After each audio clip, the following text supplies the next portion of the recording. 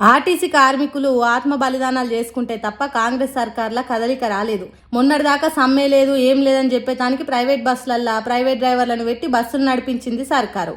అందుకు బాధపడ్డ ఆర్టీసీ అన్నలు చచ్చిపోతున్నారు. ఈ ఆత్మ బలిదానాలు ఎక్కడికో పోయేటట్టున్నాయి.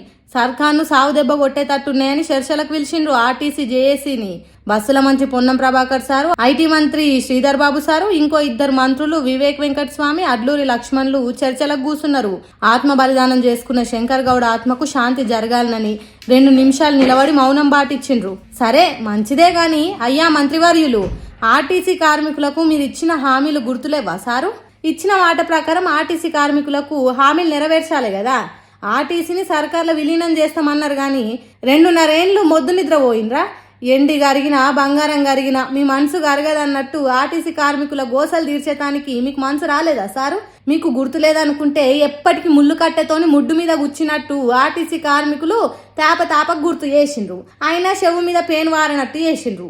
కార్మికులంతా సమ్మెకు దిగినా సప్పుడు చేయలేదు. ఉల్టా సమ్మెను ఆగం చేసేదానికి ప్రైవేట్ డ్రైవర్లను పెట్టిండ్రు.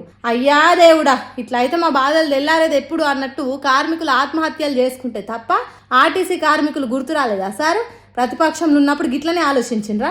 ఎందుకు సార్ కుర్చీ ఎక్కంగానే పదవి రాగానే పబ్లిక్ ను మర్చిపోతారు? ఇప్పటికైనా కార్మికులు అడిగింది కాదనుకుంటే ఇచ్చి ఆదుకోండి సారు. జర పుణ్యం ఉంటదని బతులాడుతున్నారట. ఆర్టీసీ కార్మికులు పడుతున్న గోసలు చూస్తున్న తెలంగాణ జనం కూడా.